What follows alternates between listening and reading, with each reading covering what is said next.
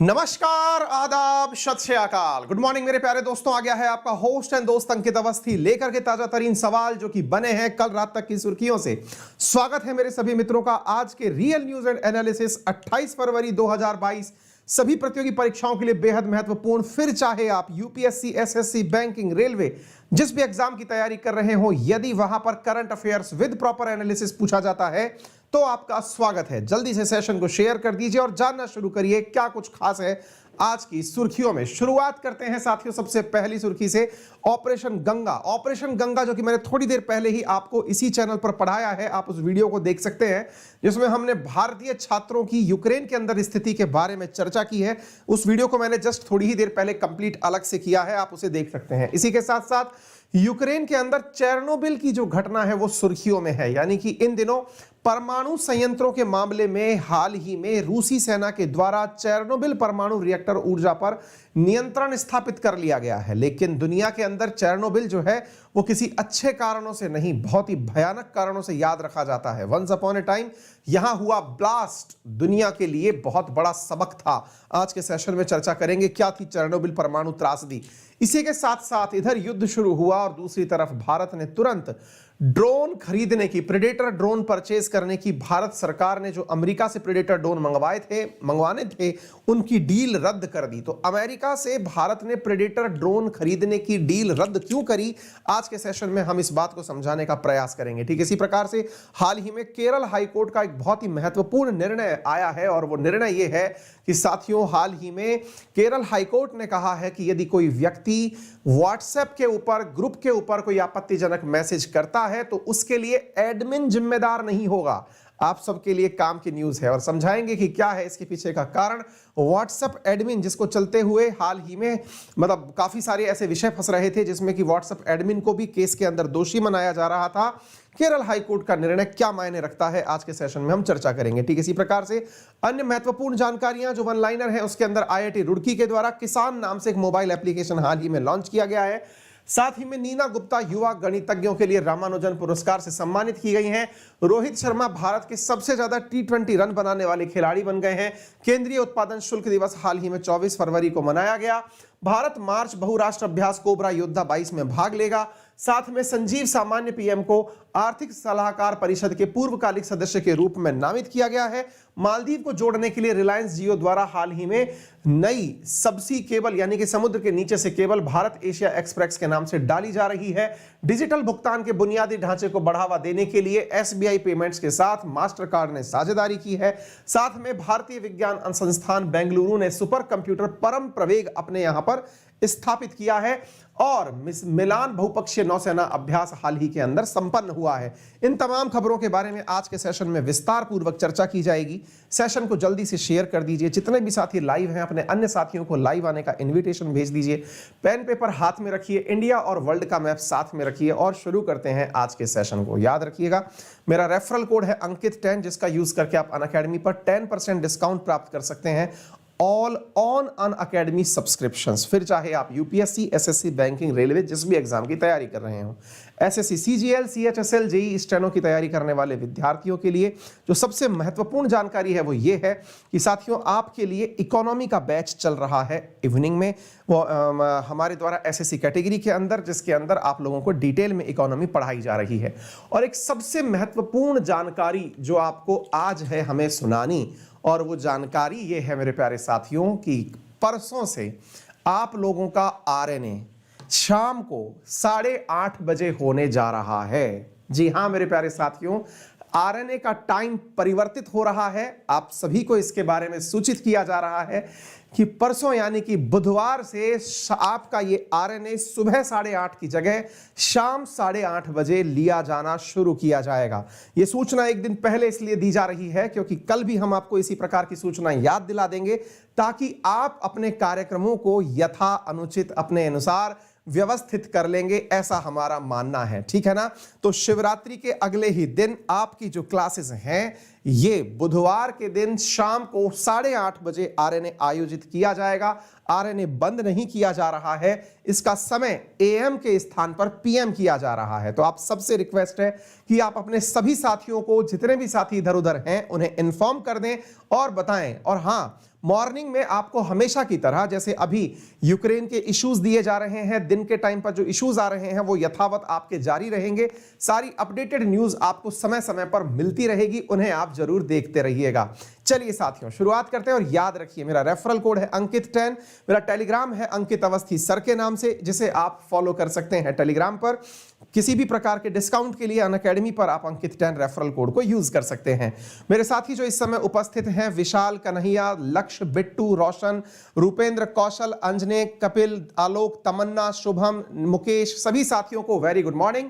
याद होगा, मैं बहुत लंबे समय से आप लोगों से कह रहा था कि आरएनए का टाइम बदलेगा, आरएनए का टाइम बदलेगा। अब समय आ चुका है आरएनए का टाइम बदलने का। मार्च में प्रस्तावित तो 1 ही मार्च से था, लेकिन चूंकि अभी बमभोले का त्योहार आ रहा है, इसलिए हमने उसको 2 मार्च से प्लान कर दिया है, ठीक है ना। तो उम्मीद है आप सभी साथी अपने सभी साथियों को इन्फॉर्म कर देंगे और अपना आरएनए अब इवनिंग में आया करेगा, डीएनए के साथ आया करेगा, है ना। चलिए तो शुरुआत करते हैं साथियों आज के सेशन की। जल्दी से सेशन को शेयर कर दीजिए, सभी साथियों को लाइव आने का इन्विटेशन भेज दीजिए और पढ़ना शुरू करिए। क्या कुछ खास है आज के सेशन में। शुरुआत के संदर्भ सबसे पहला मोटिवेशन, जितना बड़ा सपना होगा उतनी बड़ी तकलीफें होंगी, और जितनी बड़ी तकलीफें होंगी उतनी बड़ी कामयाबी होगी। यह बात तो सच है। सपना बड़ा तो तकलीफें बड़ी, क्योंकि सपना देखते समय आपको अपनी वर्तमान स्थिति से निकल करके बाहर की दुनिया देखनी होती है। आज जिस स्थिति में आप हैं उससे आगे की कल्पना करनी होती है, और जब ये कल्पनाएं होती हैं तो तकलीफें भी होती हैं, और तकलीफें जब होती हैं तो कामयाबी भी आपके कदम चूमती है। तो बिल्कुल इसी तर्ज पर तरीके से तैयार हो जाइए और जानना शुरू करिए आज के सेशन के बारे में। शुरुआत करते हैं साथियों इस समय की सबसे बड़ी सूचना, चेरनोबिल परमाणु ऊर्जा संयंत्र क्यों महत्वपूर्ण है। क्या है पूरी कहानी, आइए आज है हमको आपको सुनाते हैं। साथियों, रिसेंट डेज में जैसा कि आप सभी को मालूम है कि यूक्रेन वाला क्राइसिस चल रहा है। यूक्रेन के क्राइसिस के दौरान रशियन फोर्सेस जो हैं वो यूक्रेन के अंदर एंट्री कर रही हैं। जो भी युद्ध का अपडेट है वो मैं आपको सुबह शाम रेगुलर सेशंस के अंदर देता आ रहा हूं। लेकिन इसी बीच में एक ये महत्वपूर्ण जानकारी कि साहब यूक्रेन का क्राइसिस तो हमें समझ में आ रहा है, लेकिन मुसीबत ये है कि इस क्राइसिस के दौरान दुनिया का ध्यान एक चीज के ऊपर गया, लेकिन मौका नहीं मिला कि उसके बारे में चर्चा की जाए। मौका इसलिए नहीं मिला क्योंकि उससे भी ज्यादा बहुत बड़े घटनाक्रम इन दिनों चल रहे हैं। इन घटनाओं में एक घटना जो निकल करके आई वो थी चेरनोबिल के बारे में। चेरनोबिल के बारे में क्या घटना थी? घटना ये थी जनाब कि यूक्रेन के पास एक परमाणु रिएक्टर है, और उस रिएक्टर के पास से रूस की सेना गुजर रही है। रूस की सेना जब गुजर रही है तो वहां पर अचानक रेडिएशंस का स्राव बढ़ गया है। आप पूछेंगे तो ये क्यों मायने रखता है? आइए मैं अब आपको बताता हूं। साथियों, दुनिया में आज तक यदि कहीं पर भी सबसे बड़ी परमाणु दुखांतिका हुई है, यानी कि एक प्रकार से समझिए कि न्यूक्लियर ट्रेजेडी अगर हुई है, तो साथियों उसका नाम है चेरनोबिल दुर्घटना। साथियों, ऐसी ही एक दुर्घटना जिसका नाम फुकुशिमा डाइची है, वो मैं आप लोगों को ऑलरेडी पढ़ा चुका हूं, जो कि जापान के अंदर थी, जिसके अंदर हुए ब्लास्ट के कारण, क्योंकि सुनामी के कारण वो हुआ था, और सुनामी के कारण हुए उस ब्लास्ट के कारण पृथ्वी ने अपनी धुरी, उसमें भी मतलब अंतर आ गया था, पृथ्वी की घूमने की दिशा के अंदर परिवर्तन आ गया था। कुछ सेकंड्स के साथ में उसका परिवर्तन देखा गया था पृथ्वी के घूमने पर। साथियों, ऐसी ही दुनिया, वो सेकंड लार्जेस्ट थी फुकुशिमा। चेरनोबिल दुनिया की पहली परमाणु त्रासदी, सबसे बड़ी परमाणु त्रासदी के रूप में कंसीडर की जाती है। कब की घटना है साथियों? घटना है 24 अप्रैल 1986 की। घटना के अंदर क्या हुआ था? 26 अप्रैल 1986 के आसपास की घटना है। उसमें हुआ यह था, पहले मैं ये बता देता हूं कि ये है कहां पर, ताकि आप इस बात को उस चीज से रिलेट करके समझ सकें कि मैं कहना क्या चाह रहा हूं। देखिए, एक बार के लिए मैप पर हम चेरनोबिल को दिखाने का प्रयास करते हैं। ये आपके सामने मैप है, और चेरनोबिल न्यूक्लियर प्लांट अगर आप देखते हैं तो ये आपको यूक्रेन के ऊपर की तरफ, जो बेलारूस के साथ में बॉर्डर साझा कर रहा है, जैसे ये यूक्रेन की सीमा है, और यूक्रेन के साथ में अगर आप ऊपर की तरफ चलते हैं तो यहां पर आप इसको देख पा रहे हैं, बेलारूस के निकट आपको ये दिखाई पड़ता है, ठीक है ना। तो ये चेरनोबिल रिएक्टर है। इसके अंदर रिएक्टर नंबर 4 में साथियों ब्लास्ट हुआ था। यह घटना है कहां पर? तो यह जगह मैं आपको यहां पर दिखाना चाहता हूं। आप एक बार के लिए यूक्रेन देखें और उसके ऊपर नॉर्थ के अंदर बेलारूस देखें। यूक्रेन और बेलारूस के बॉर्डर पर यहां पर चेरनोबिल न्यूक्लियर पावर प्लांट का यह इमेज हमने आपको दिखाया हुआ है, इसे आप देख सकते हैं, ठीक है ना। तो साथियों, यह एकदम ऐसे समझिए कि यूक्रेन और बेलारूस के बॉर्डर पर स्थित है, लेकिन वर्तमान में यह यूक्रेन के कब्जे वाले हिस्से हिस्से में है। 1986 में जब यहां ब्लास्ट हुआ था तब असल में ये सारे देश अलग नहीं हुआ करते थे। यूक्रेन, बेलारूस, रशिया, ये सब एक ही हुआ करते थे। 1986 की बात है, उस समय पर ये सब एक हुआ करते थे। और इस जगह पर ये जो कि कीव, जो इनकी राजधानी है यूक्रेन वालों की वर्तमान में, इससे 130 किलोमीटर की दूरी पर ही है ये चेरनोबिल। यहां पर क्या हुआ, बहुत सारे पावर रिएक्टर्स लगे हुए थे, बिजली बनाने के संयंत्र लगे हुए थे। उन संयंत्रों में से एक संयंत्र जो है वो ब्लास्ट कर गया, और ब्लास्ट करने से यहां पर, और ब्लास्ट क्यों किया, कुछ टेक्निकल फॉल्ट ऐसा था कि उसका चिलिंग प्लांट जो था ना वो काम नहीं कर पाया। रिएक्शंस, क्योंकि न्यूक्लियर रिएक्टर के अंदर होता क्या है, नाभिकीय विखंडन अभिक्रिया होती है, न्यूक्लियर फ्यूजन होता है, फिशन होता है, विखंडन होता है। तो ऐसी स्थिति के अंदर जो यूरेनियम बटता है, फूटता है, उसको कंट्रोल नहीं किया जा सका और वो धड़ाधड़ फटता हुआ चला गया। नुकसान क्या हुआ, ऑन द स्पॉट यहीं पर सुरक्षा में लगे हुए या फिर जो कर्मचारी वैज्ञानिक यहां पर कार्य कर रहे थे, 32 लोगों की जान तो ऑन द स्पॉट चली गई। उसके बाद में इसके आसपास रेडिएशन निकलना शुरू हुआ। आसपास के क्षेत्र में 16 किलोमीटर के एरियाज में जो लोग थे, लगभग 5000 लोगों की जान केवल रेडिएशन की वजह से फैले कैंसर से चली गई। इसके साथ साथ यूक्रेन, बेलारूस और रशिया, यहां पर रेडिएशन का स्राव इतना बढ़ा। और देखो उस समय का जो यूएसएसआर था, क्योंकि उस समय क्या चल रहा था, उस समय कोल्ड वॉर चल रहा था, उस समय के यूएसएसआर ने चेरनोबिल ब्लास्ट होने की घटना किसी को भी नहीं बताई, उस घटना को दबा लिया गया। अच्छा, आपको मालूम होना चाहिए हर देश अपने यहां पर न्यूक्लियर रेडिएशन को जांचने के लिए कोई ना कोई सेंसर लगा के रखता है। ऐसे ही अगर आप देखें तो उत्तर की तरफ जहां आपको नॉर्वे, स्वीडन, डेनमार्क दिखाई पड़ते हैं, वहां पर स्वीडन का एक संयंत्र लगा हुआ है। स्वीडन बहुत दूरी पर, यहां से 16,000 किलोमीटर दूरी तक की अगर बात हम करें तो इतनी दूरी पर, माफी चाहूंगा 16,000 नहीं, हजारों किलोमीटर की दूरी पर है, क्योंकि यहां पर डिस्टेंस का मायना स्क्वायर किलोमीटर में नापा गया था। तो डिस्टेंस अपन जो समझते हैं वो तो ऐसे समझते हैं, और जब स्क्वायर किलोमीटर में नापते हैं तो लंबाई गुणा चौड़ाई हो जाता है ना। तो मैं एकदम एग्जैक्ट कोट फिगर नहीं कर रहा हूं। यहां से कई किलोमीटर दूर स्वीडन नामक देश के अंदर जो रेडिएशन सेंस करने वाली मशीन है, उसे यह पता चला कि यार अचानक रेडिएशंस की मात्रा बढ़ गई है। अब यूएसएसआर ने इसके बारे में किसी को नहीं बताया कि हमारे यहां ऐसी घटना हुई है, लोग मर रहे हैं, लोग विकिरण के कारण मर रहे हैं, शीत युद्ध का समय है, यूएसएसआर किसी को यह जानकारी नहीं दे रहा है। ऐसी स्थिति में स्वीडिश मीडिया ने, क्योंकि यह न्यूज जैसे ही पता चली कि यार ये रेडिएशन बढ़ी कैसे है, तो जांचना शुरू किया कि किस तरफ से रेडिएशन हवा में बढ़ रही है। जब उसकी तरफ यह बढ़ना शुरू किया गया तो ऐसी स्थिति के अंदर जब उसको टारगेट करना शुरू किया गया तो पता चला कि यह घटना तो पूरी की पूरी चेरनोबिल से निकल करके आ रही है। फिर यूएसएसआर पर दबाव बनाया गया और पूछा गया कि क्या ये आप ही के यहां से घटना हुई है, और इसने स्वीकार किया। कहते हैं कि यूएसएसआर के विघटन का भी एक बहुत बड़ा कारण यह बना था।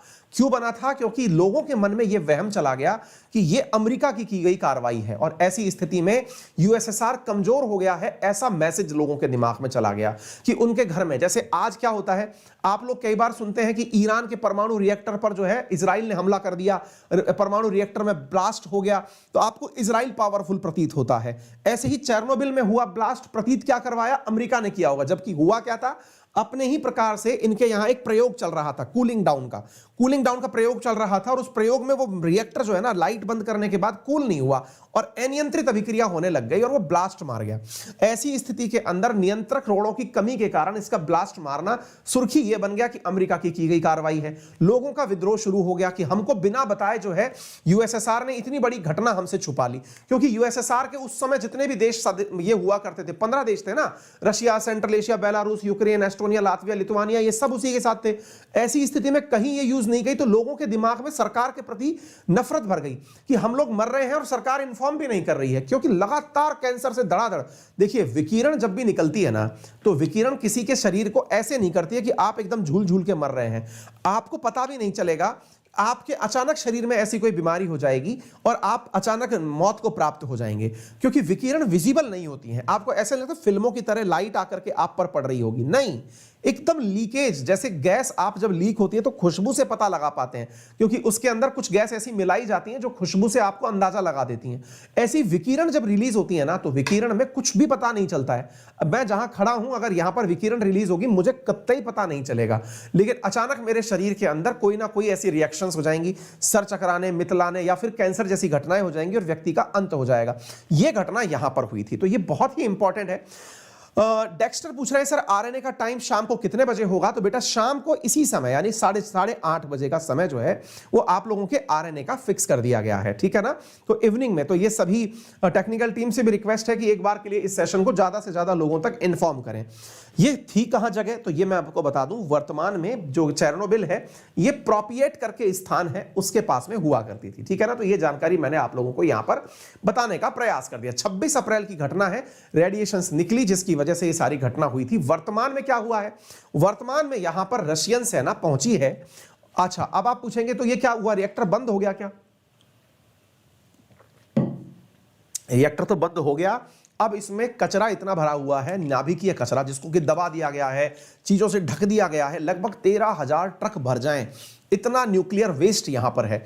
अब चूंकि रशियन आर्मी को इंडिया उसमें आना था, यूक्रेन में आना था, तो जो बॉर्डर था वो बेलारूस के माध्यम से एंट्री करी, तब ये बेलारूस वाले रूट से एंट्री की। हालांकि बेलारूस डायरेक्टली अभी युद्ध में इन्वॉल्व नहीं हुआ है, अभी ताजा अपडेट मिल रहा है कि बेलारूस भी युद्ध में एंट्री कर गया है। तो ऐसी स्थिति में क्या हुआ कि जब आर्मी यहां से निकलना शुरू हुई तो यहां से रेडिएशंस का बाहर आना शुरू हो गया, रेडिएशंस का वापस से बाहर आना शुरू हुआ और लोगों के दिमाग में चिंता आना शुरू हो गई, क्योंकि इनने इस रूट को सेलेक्ट किया और रेडिएशन की मात्रा बढ़ गई है, ठीक है ना। तुमसे कहा था ना एक बार मैसेज कर लो इस बच्चे। दिव्यांशु, आपको कमेंट बॉक्स के अंदर एक वो मिल रहा है, बार बार कमेंट करके आप अपना समय खराब क्यों कर रहे हैं? हाँ, आपको बोला था ना, इतनी देर से आपको मैसेज हम भी कर रहे हैं, एक बार के लिए देख लीजिए। आपको तुम वही हो, तुम खामखा, तुम किसी के द्वारा बिठाए गए व्यक्ति तो नहीं हो कि कमेंट बॉक्स में तुम केवल हमारी बुक हमने तब ऑर्डर की थी, नहीं पहुंच रही है, नहीं पहुंच रही। तुम कल भी तुमसे कहा था नंबर पर मैसेज कर लो, कॉल कर लो, उन वेबसाइट पर नंबर दिया गया, कॉल कर लो। हमें कई बार ऐसा लगता है कि हमारे कई कलाकार ऐसे भी होते हैं जिन लोगों को मतलब इंटेंशनली बिठाया जाता है, क्योंकि कईयों को ये पचता नहीं है ना कि सर की किताब निकल कैसे गई, सर की किताब चल कैसे गई, दोबारा इतने सारे ऑर्डर्स कैसे आ गए। तुमको कल भी मैंने बोला था, सेशन के अंदर भी बोला था, कॉल कर लो। कॉल करने के लिए व्यक्ति मैंने सामने बिठा रखा है और तुम जो है वो कमेंट बॉक्स के अंदर खलियर वो कर रहे हो। गजब प्राणी हो तुम यार। हाँ जी, तो रशिया यूक्रेन के अंदर मैंने ये सारी की सारी बातें आपको यहां पर बता दी हैं, ठीक है ना।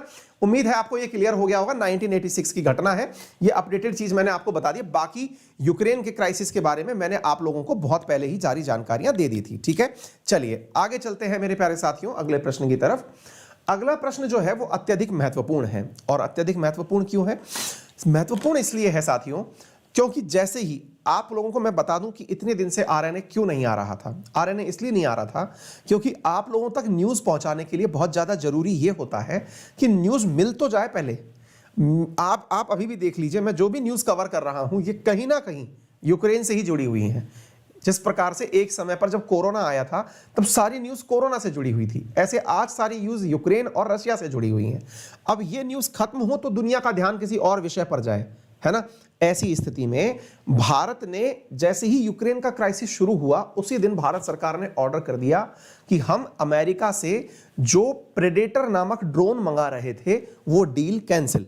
अब साहब इधर की तरफ डील कैंसिल हुई, लोगों को लगा कि भारत ने अमेरिका के साथ में मतलब एक प्रकार से समझिए कि भारत ने अमेरिका के खिलाफ कार्रवाई कर ली है, ठीक है। और ऐसी स्थिति में कि साहब जो है ना भारत ने अमेरिका का प्रेडेटर ड्रोन खरीदने से इनकार कर दिया है।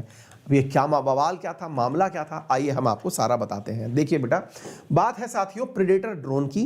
Plan to buy 30 predator drone put on hold. ये 13 फरवरी की जैसे ही न्यूज आई इंडियन डिफेंस रिसर्च विंग पर यह प्रकाशित हुई, आप इधर की तरफ देख सकते हैं।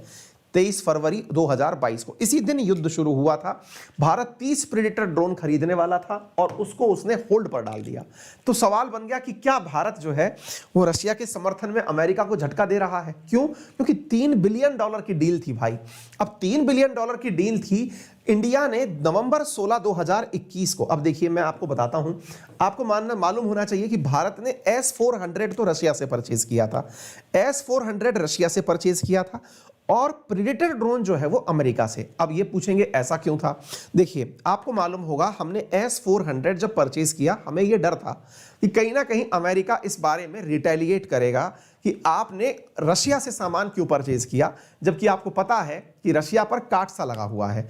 अब ऐसी स्थिति में भारत ने उसको बैलेंस करने के लिए अमेरिका से कहा, चिंता ना करो, आपसे हम ड्रोन परचेज कर ले रहे हैं। यानी कि हमने दो बेचने वालों को साधने की कोशिश की थी। उस साधने की कोशिश में जब हम दोनों को लेकर साथ चल रहे थे तो हमने इनसे प्रेडेटर ड्रोन नवंबर 16 2021 को ऑर्डर किए थे। आप पूछेंगे ये ड्रोन कैसे होते हैं? बहुत ही क्वालिटी वाला ड्रोन है, ऐसा ड्रोन जिससे कि बहुत बड़ी मात्रा में आप 30 ड्रोन मांग रहे हैं और 30 ड्रोन जो है 10 नेवी को, 10 आर्मी को, 10 एयरफोर्स को दिए जाने थे। इस ड्रोन की बहुत सारी काबिलियत है, लेकिन ये ड्रोन की डील कैंसिल क्यों की गई है या होल्ड पर क्यों डाली गई है, मैं उस मुद्दे पर भी आऊंगा, लेकिन पहले थोड़ा सा और इसके बारे में जान लीजिए।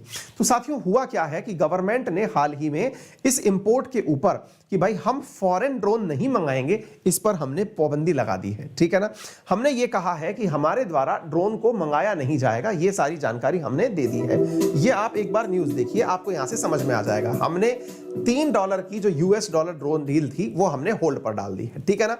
तो अब ये हुआ क्यों है, तो आइए मैं आपको इसके बारे में थोड़ी सी जानकारी देता हूं, लेकिन इससे पहले प्रेडेटर ड्रोन की खासियत बता देता हूं। ड्रोन जिसे UAV के नाम से, अनमैन्ड एरियल व्हीकल के नाम से जाना जाता है, यानी एक ऐसी मशीन जो कि बिना किसी पायलट के उड़ाई जा सकती हो, यानी जिसमें कि पायलट का बैठना जरूरी ना होता हो, वो ड्रोन कहलाती है।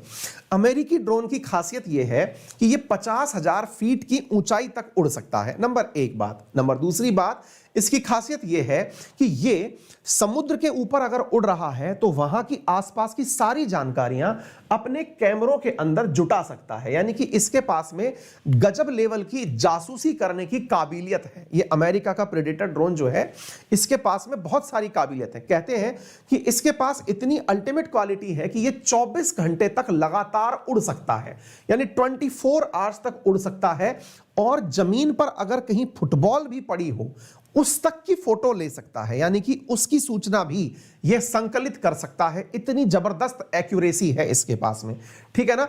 इसका मतलब यह है कि यह अपने आप में एक बहुत ही पावरफुल डिवाइस है, और हमने इसको, मतलब देखने में बिल्कुल हवाई जहाज लग रहा है, लेकिन इस हवाई जहाज में पायलट नहीं बैठा है, नीचे से रिमोट कंट्रोल से पता चल रहा है, उसी से कंट्रोल होकर के इसे चलाया जा रहा है, यानी सारी इंफॉर्मेशन जमीन पर ऊपर एकत्रित की जाती है। ऑलरेडी हमने 2 मंगा रखे हैं, लेकिन वो अभी चाइना और पाकिस्तान वाले बॉर्डर पर सारा घूम घूम के इंफॉर्मेशन जुटा रहे हैं। अब भारत सरकार ने ये मना क्यों किया, अब इसके पीछे का कारण जान लीजिए। देखिए हुआ क्या है, भारत सरकार ने हाल ही के बजट के अंदर, अगर आपको याद हो, तो ड्रोन शक्ति नामक एक कार्यक्रम लॉन्च किया था। ड्रोन शक्ति स्कीम हाल ही में भारत सरकार के द्वारा अपने बजट में लॉन्च की गई है। आपको मालूम होना चाहिए, डिफेंस सेक्टर के अंदर तो भारत ऑलरेडी कह चुका था कि हम किसी भी प्रकार से अब विदेशी सामान नहीं मंगाएंगे। डिफेंस सेक्टर के अंदर हमने ये कह दिया है कि हम अधिकांश सामान मेक इन इंडिया के तहत भारत में ही बनाएंगे। चूंकि ड्रोन का भी अधिकतम उपयोग हम सुरक्षा के लिहाज से करते हैं, लेकिन भारत चाहता है कि जो इंसेंटिव स्कीम्स हैं, PLI जो है हमारी, उनके माध्यम से, PLI स्कीम के माध्यम से हम इसका निर्माण भी, प्रोडक्शन लिंक इंसेंटिव स्कीम कि आप पैदा करिए और भारत सरकार से धन ले लीजिए, इसके तहत हम भारत में ही ड्रोन का निर्माण करेंगे। इस चीज के लिए भारत सरकार ने 120 करोड़ रुपए ड्रोन के निर्माण के लिए इस बार इंसेंटिव के रूप में डिक्लेयर किए थे, आप यहां पर देख सकते हैं।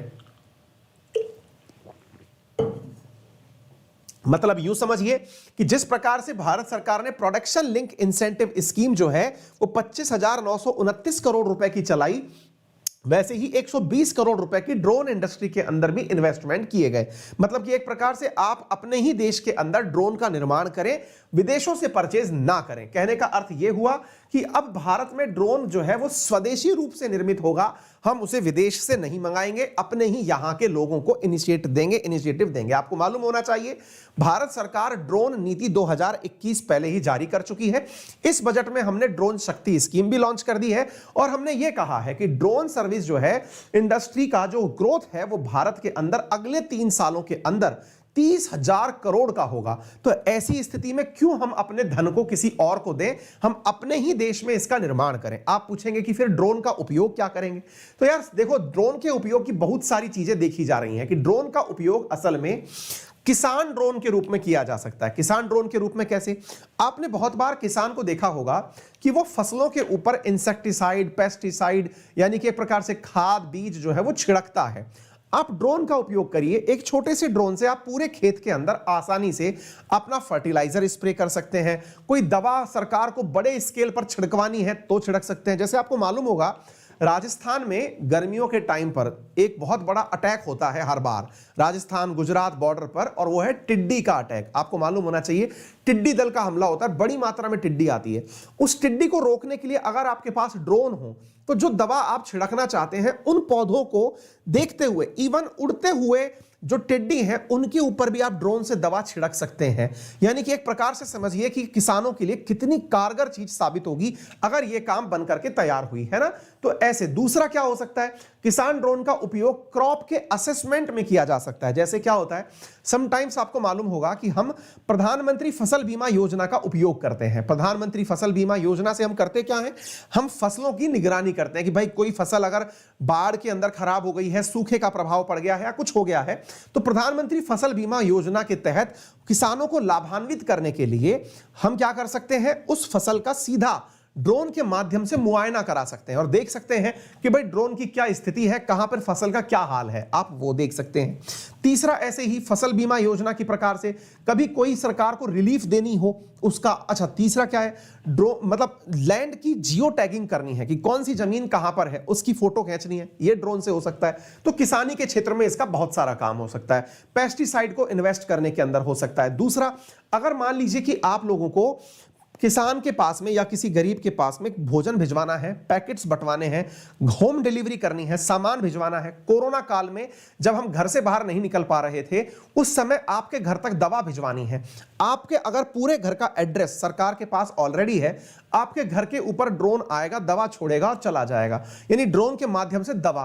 तो बहुत जबरदस्त उम्मीदें की जा रही हैं कि ड्रोन सेक्टर आने वाले समय में बहुत बड़ी चीज निकल करके आएगा और इसीलिए भारत सरकार ने बजट में जो है वो ड्रोन के लिए ITI यानी कि जो भारत के छोटे छोटे इंडस्ट्रियल ट्रेनिंग इंस्टीट्यूट्स हैं, आपको भी मालूम होगा, आप में से कई लोग जानते होंगे, बहुत से लोग 10th के बाद में ITI का डिप्लोमा करते हैं, तो उसमें ड्रोन के बारे में जानकारी दी जाएगी। उम्मीद की जा रही है कि आने वाले टाइम में ड्रोन के क्षेत्र में लाखों नौकरियां पैदा होंगी। सरकार का मानना है कि अगले 3 साल में ड्रोन के क्षेत्र में 5 लाख नौकरियां पैदा होंगी। यह बहुत बड़ी बात है। ठीक है, तो उम्मीद है कि आप लोगों को यह बात अच्छे से समझ में आ गई हो जो मैंने यहां पर समझाने का प्रयास किया है। ठीक है ना। हाँ भाई, टेक्निकल टीम से निवेदन है कि जो विद्यार्थी यहां पर जबरदस्ती का कमेंट करने में बिजी हैं उन्हें कृपया करके ब्लॉक मारा जाए।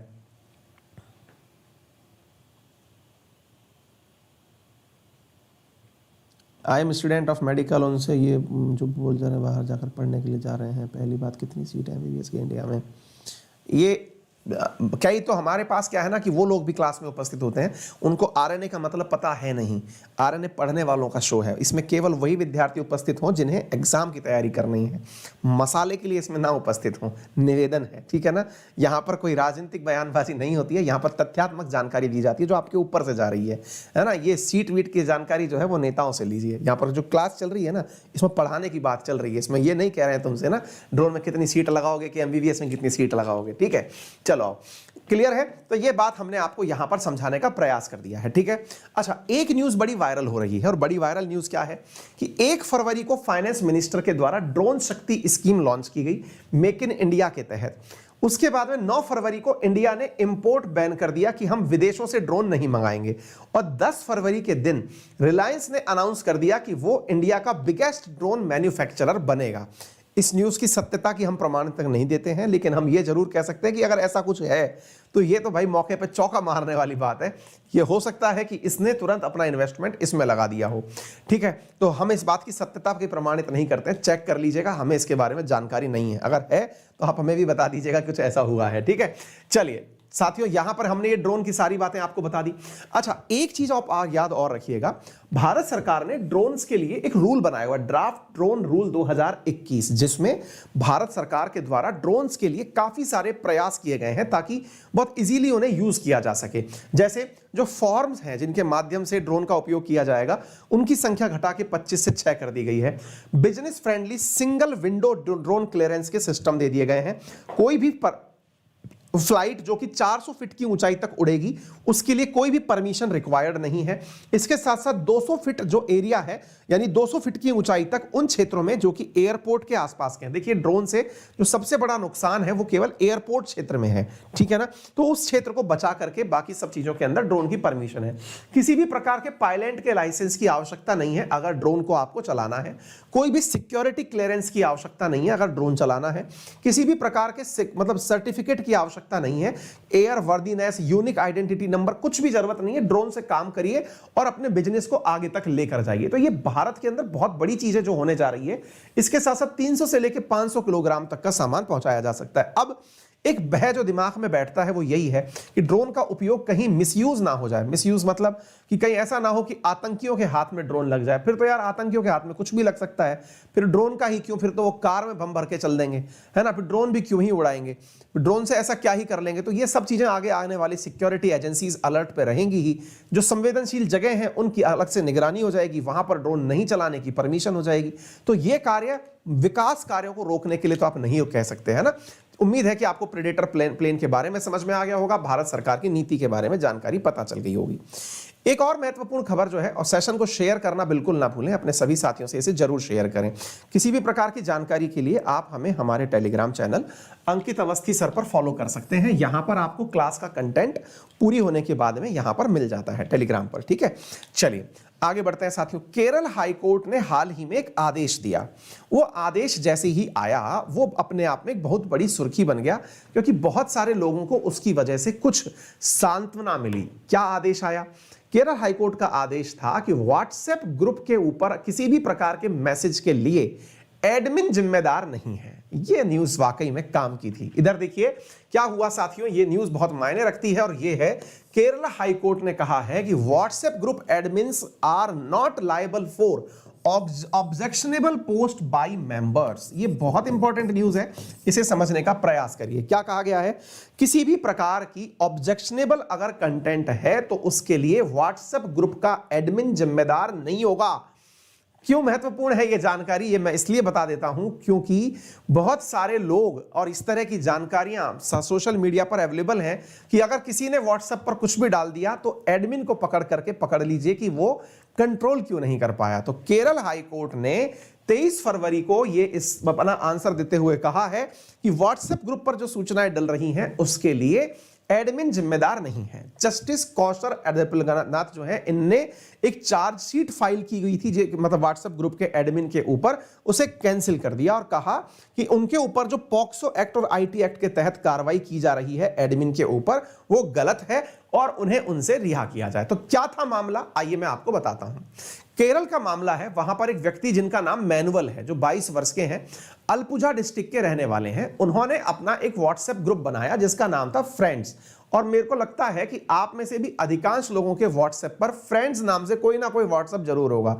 दोस्ती, यारी, इस नाम से कुछ ना कुछ जरूर होगा, कॉलेज फ्रेंड्स वगैरह इस प्रकार से, ठीक है। तो फ्रेंड्स नाम से इनके द्वारा एक व्हाट्सएप ग्रुप बनाया गया। वो उस ग्रुप का एडमिन था। 29 मार्च को उनके ग्रुप में उनके किसी साथी के द्वारा एक चाइल्ड पॉर्न का वीडियो शेयर कर दिया गया, जिसमें कि एक पॉर्न थी जिसमें कि बच्चे पॉर्न के अंदर इन्वॉल्व थे। वो वीडियो आपत्तिजनक वीडियो ग्रुप पर शेयर कर दिया गया। 15 जून 2020 को एर्नाकुलम सिटी पुलिस ने उनके खिलाफ केस दर्ज कर लिया और केस दर्ज किया सेक्शन 67B ए और बी क्लॉज के तहत और डी क्लॉज के तहत, जो कि आईटी एक्ट 2000 के तहत आता है। आईटी एक्ट के तहत जो ग्रुप पर वीडियो शेयर हुआ, इसके लिए एडमिन को गिरफ्तार कर लिया गया। किस, देखिए जो डालने वाला है वो तो चला ही गया, लेकिन एडमिन भी पकड़ा गया। और ऐसी स्थिति में section 13, 14, 15 of the protection of child from sexual offence act 2012 यानी पॉक्सो एक्ट के तहत इन दोनों को साहब पकड़ लिया गया। अब जनाब बात ये पड़ गई कि वीडियो डाला किसी ने, धर लिया गया किसको, जो एडमिन है उसको। तो ये न्यूज तो अपने आप में बड़ी बात बनती है। Group admins has no punishment for member posting, ये केरल हाई कोर्ट ने कहा है कि देखिए बात ऐसी है कि अगर मेंबर ने कोई पोस्ट किया है तो उसके लिए ग्रुप एडमिन जिम्मेदार कैसे हो सकता है। अब आप पूछना चाहेंगे कि सर पहले तो ये बताइए कि ये एक्ट क्या है जिसके तहत गिरफ्तार किया गया। बेटा एक्ट है पॉक्सो एक्ट। पॉक्सो के एक्ट के अंतर्गत भारत में ये 2012 को आया था। बच्चों के खिलाफ हो रहे सेक्सुअल अब्यूज को रोकने के लिए एक बहुत ही मतलब प्रभावशाली कानून बनाया गया, जिसमें 46 सेक्शंस हैं, 9 चैप्टर्स हैं, 1 शेड्यूल है और 7 कानून है, 7 रूल हैं, जिसके अंदर यह प्रावधान किया गया है कि यदि कोई भी व्यक्ति बच्चों के साथ में सेक्सुअल असॉल्ट करता हुआ पाया गया तो उसे डेथ पेनल्टी तक दिया जाने का प्रावधान था। इसी के साथ साथ इंप्रिजनमेंट के मामले में अगर हम बात करें तो फाइन लेने के लिए और साथियों बच्चों की पोर्नोग्राफी को रोकने के लिए, मतलब ये अगर कोई भी व्यक्ति पोर्नोग्राफी में लिप्त है, बच्चों के अश्लील वीडियो बनाने में लिप्त है, तो उसके ऊपर फाइन और इंप्रिजनमेंट का प्रावधान था। इसके साथ साथ बच्चों के चाइल्ड अब्यूज को लेकर के प्रॉपर तरीके से उन गतिविधियों को डिस्करेज करने का प्रावधान किया गया था। ठीक इसी प्रकार से सोशल मीडिया पर शेयर किए जा रहे वीडियोस को बचाने के लिए आईटी एक्ट के अंदर, आईटी एक्ट 2000 के अंदर सेक्शन 43 के तहत यह प्रावधान किया गया कि अगर कोई भी व्यक्ति ऐसा कोई कार्य करता है जिसकी वजह से कोई भी डेटा अब्यूज होता है या किसी की पर्सनल इंफॉर्मेशन लीक होती है तो उन्हें धरा जा सकेगा। तो इस आधार पर उन 2 व्यक्तियों को गिरफ्तार कर लिया गया। तो अब आप पूछेंगे तो एक बात बताइए सर, मतलब उसने क्या कहा, मतलब कोर्ट ने ऐसी स्थिति में क्या कहा, कोर्ट ने कुछ कहा था क्या मतलब इसको लेकर के? बिल्कुल, कोर्ट ने कहा कि एक बात बताइए, व्हाट्सएप ग्रुप का जो एडमिन है वो कोई मालिक थोड़ी है और मेंबर उसके नौकर थोड़ी हैं, या फिर उससे पूछ के थोड़ी डाल रहे हैं। एडमिन है, इसका अर्थ यह है कि वो केवल 2 काम कर सकता है। एक, किसी एडमिन के नाते किसी व्यक्ति को ग्रुप पे ऐड कर सकता है या किसी को ब्लॉक कर सकता है। इसके अलावा एडमिन के पास ताकत क्या है? एडमिन का लिटरल अर्थ आप ये ना समझिए कि वो मालिक हो गया है, और सही बात भी है। एडमिन होने का अर्थ ये थोड़ी है कि आप जो है हर चीज, हर किसी की एक्टिविटी को ध्यान में रख करके कार्य करेंगे। ऐसी स्थिति में यह निर्णय काफी ज्यादा मायने रखता है। यहां पर केरल हाईकोर्ट ने कहा है कि the absence of a special penal law creating vicarious liability on admin WhatsApp group cannot be held liable for the objectionable post by a group member. There is no law by which an admin of any messaging service can be held liable for a post made by a member in the group. इसके साथ साथ इन्होंने कहा है कि a WhatsApp member cannot be an intermediary। ये बहुत important है, आपको मालूम होना चाहिए। भारत के आईटी रूल्स में इंटरमीडियरी कहा गया है उन सर्विस प्रदाताओं को। देखिए आप और मैं अगर किसी मैसेजिंग सर्विसेज के माध्यम से बात कर रहे हैं तो वो जो मैसेजिंग सर्विस देने वाली संस्था है, चाहे व्हाट्सएप है चाहे फेसबुक है, इन सबको इंटरमीडियरी कहा गया है ना। लेकिन व्हाट्सएप एडमिन कोई इंटरमीडियरी नहीं है। He does not receive or transmit any record or provide any service with respect to such record. सही बात है, उसके पास क्या पावर है जिससे कि आप उसको लायबल ठहरा रहे हैं? और यह बहुत ही कामयाब डिसीजन माना जाएगा। कोर्ट ने कहा कि आप इसको ऐसे ना समझें कि जो एडमिन है और जो मेंबर्स हैं उनके बीच में नौकर और मालिक जैसा कोई संबंध है, ठीक है ना, या फिर ऐसा ना समझे कि इनके बीच में अलग प्रकार का कोई रिलेशन है, ऐसा कुछ भी नहीं है। तो इस चीज से बचने के लिए यहां पर कहा गया है। तो उम्मीद है आप सभी साथी इस बात से अवेयर हो जाएंगे, ठीक है ना। तो ये वर्डिक्ट बहुत मायने रखता है और ऐसे वर्डिक्ट पहले भी दिए जा चुके हैं। मद्रास हाईकोर्ट का निर्णय हो या फिर आशीष बल्ला वर्सेस सुरेश चौधरी का निर्णय हो, ये सभी निर्णय काफी संवेदनशील निर्णयों के रूप में रहे हैं। उम्मीद है आपको ये सारी जानकारी समझ में आ रही हो। ये जो भी जानकारी मैंने आपसे यहां शेयर की है, इस जानकारी को क्लास पूरी होने के बाद हमारे टेलीग्राम चैनल अंकित अवस्थी सर पर, जो कि इस नाम से आपके लिए अवेलेबल है, उसे आप एज इट इज कंटेंट के रूप में प्राप्त कर सकते हैं, ठीक है। चलिए आगे बढ़ते हैं साथियों। उम्मीद है आपको यहां तक समझ में आ गया होगा। यहां से आगे जानकारी इंफॉर्मेटिव क्वेश्चंस की, 1 लाइनर क्वेश्चंस की। जो वनडे एग्जामिनेशन के पॉइंट ऑफ व्यू से काफी इंपॉर्टेंट है। हाल ही में किस संस्था के किसानों के लिए किसान नाम से एक मोबाइल एप्लीकेशन लॉन्च किया गया है? तो आईआईटी रुड़की के द्वारा किसान एप्लीकेशन लॉन्च किया गया मेट्रोलॉजिकल इंफॉर्मेशन के लिए। आप इसको जानकारी के रूप में प्राप्त कर सकते हैं। ठीक, इसी प्रकार से अन्य इंफॉर्मेशन के अंदर किसको युवा गणितज्ञों के लिए 2021 का रामानुजन पुरस्कार से सम्मानित किया गया है? तो नीना गुप्ता जो है उन्हें रामानुजन पुरस्कार से यंग मैथमेटिशियन के लिए सम्मानित किया गया है। ये इंपॉर्टेंट है, जो आपको जानकारी के रूप में पता होना चाहिए। ठीक है, नीना गुप्ता को यह पुरस्कार इंडियन स्टैटिक इंस्टीट्यूट कोलकाता के माध्यम से यह पुरस्कार दिया गया है। हाल ही में भारत के सबसे ज्यादा T20 रन बनाने वाले खिलाड़ी कौन बन गए हैं? तो रोहित शर्मा जो है वो भारत के सबसे ज्यादा T20 के अंदर रन बनाने वाले खिलाड़ी के रूप में बन गए हैं। आप ये तथ्यात्मक जानकारी याद कर सकते हैं। सबसे ज्यादा छक्के लगाने वाले बल्लेबाज जिन्होंने 2019 में 77, 2018 में 18 में 74, इस प्रकार से इन्होंने ये बनाए हैं। अंतरराष्ट्रीय क्रिकेट में 400 से ज्यादा छक्के लगाने वाले पहले भारतीय जो है वो रोहित बन गए हैं। ये तथ्यात्मक जानकारी आपको पता होनी चाहिए। इसी के साथ साथ क्रिस गेल जो हैं उन्होंने 534 जो है वो छक्के लगाए हैं। आफरीदी 476, रोहित शर्मा भारत के 404 छक्के लगाने वाले खिलाड़ी बन चुके हैं। T20 में सबसे ज्यादा रन बनाने वाले खिलाड़ियों में अब रोहित शर्मा का नाम है जिन्होंने 2307 रन बनाए हैं। इसके बाद में मार्टिन गुप्टिल है, फिर विराट कोहली का नाम आता है। ठीक है, तो ये तथ्यात्मक जानकारी क्रिकेट प्रेमियों के लिए काफी काम की है। हाल ही में केंद्रीय उत्पाद शुल्क दिवस किस तिथि को मनाया गया? तो 24 फरवरी को सेंट्रल एक्साइज डे मनाया गया था। सेंट्रल एक्साइज डे जो है 24 फरवरी की तिथि को मनाया गया था। ये तथ्यात्मक जानकारी आप याद रख लीजिए। इसके साथ साथ केंद्रीय अप्रत्यक्ष कर और सीमा शुल्क बोर्ड को मतलब इस काम के नाम से पहले जाना जाता था। ये तथ्यात्मक जानकारी आपको पता होनी चाहिए। आगे बढ़ते हैं। भारत मार्च में किस बहुराष्ट्र अभ्यास में भाग लेगा? तो कोबरा वॉरियर के अंदर भारत के द्वारा भाग लिया जाएगा। ये तथ्यात्मक जानकारी आपको पता होनी चाहिए, है ना। कोबरा योद्धा रॉयल एयर फोर्स द्वारा सबसे बड़े वार्षिक अभ्यासों में से ये एक होगा। यूनाइटेड किंगडम, सऊदी अरब, बुल्गारिया और सऊदी अरब इसके अंदर भाग लेने वाले देश शामिल होंगे। आगे बढ़ते हैं साथियों अगले प्रश्न की तरफ। ये 6 से लेकर के 23-27 मार्च के बीच में चलेगा। हाल ही में किसे प्रधानमंत्री मोदी के आर्थिक सलाहकार परिषद में पूर्णकालिक सदस्य के रूप में नामित किया गया है? तो संजीव सान्याल को इसके अंतर्गत मतलब EAC प्रधानमंत्री के अंदर मतलब टॉप एडवाइजरी बॉडी के रूप में नामित किया गया है। ये तथ्यात्मक जानकारी आपको पता होनी चाहिए। इसी के साथ साथ मालदीव को जोड़ने के लिए कौन सी कंपनी नई subsea cable Bharat Asia express way नाम से विकसित कर रही है? तो रिलायंस जियो के द्वारा अंडर सी केबल सिस्टम जो है वो डेवलप किया जा रहा है। इस तथ्य को आप लोग जान सकते हैं। इसी प्रकार से अन्य जानकारियों के अंदर और प्रश्न बनता है, डिजिटल भुगतान के बुनियादी ढांचे को बढ़ावा देने के लिए SBI पेमेंट्स ने किसके साथ गठबंधन किया है? तो मास्टर कार्ड के साथ SBI पेमेंट ने डिजिटल पेमेंट्स को बढ़ावा देने के लिए इस प्रकार का कार्यक्रम किया है।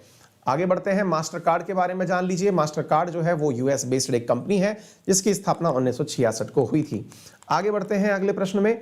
हाल ही में भारतीय विज्ञान संस्थान ने किस नाम से एक सुपर कंप्यूटर स्थापित किया है? तो परम प्रवेग के नाम से इनके द्वारा एक सुपर कंप्यूटर स्थापित किया गया है। ठीक है, IISc बेंगलोर के अंदर परम प्रवेग जिसकी स्पीड 3.3 पेटाफ्लॉप रहने वाली है। आगे बढ़ते हैं, अगली न्यूज बनी है आप लोगों के लिए और अगली न्यूज ये है कि हाल ही में भारतीय नौसेना ने किस बहुपक्षीय नौसेना अभ्यास में भाग लिया? तो मिलान नाम से भारतीय नौसेना के द्वारा एक मल्टीनेशनल एक्सरसाइज सिस्टम के अंदर पार्टिसिपेट किया गया है। ठीक है ना, various theme anti submarine warfare के अंदर पार्टिसिपेट किया गया है। ये तथ्यात्मक जानकारी आप जान सकते हैं। इसके साथ साथ अन्य जानकारियों की तरफ बढ़ते हैं। तो अन्य जानकारियों में आपके सामने प्रश्न निकल करके आता है 28 फरवरी रेयर डिजीज डे और नेशनल साइंस डे के रूप में मनाया जाता है। मेरा रेफरल कोड है अंकित 10 जिसका यूज करके आप अनअकैडमी पर 10% डिस्काउंट प्राप्त कर सकते हैं all on Unacademy subscriptions. Clear? Content के लिए आप मुझे मेरे टेलीग्राम चैनल अंकित अवस्थी सर पर फॉलो कर सकते हैं। आपका समय शुभ हो, बड़ों का सम्मान करें, छोटों को प्यार दें, अपना व्यक्तित्व इस प्रकार से विकसित करें कि महिलाएं आपके साथ सुरक्षित महसूस करें। अनअकैडमी पर अगर आप जुड़कर हमारे साथ पढ़ना चाहते हैं तो आइकॉनिक सब्सक्रिप्शंस और लोन फैसिलिटीज अनअकैडमी पर फिलहाल आपके लिए उपलब्ध हैं, आप इन्हें यूज कर सकते हैं। परसों से यानी कि बुधवार से आपका RNA रात 8:30 बजे आएगा।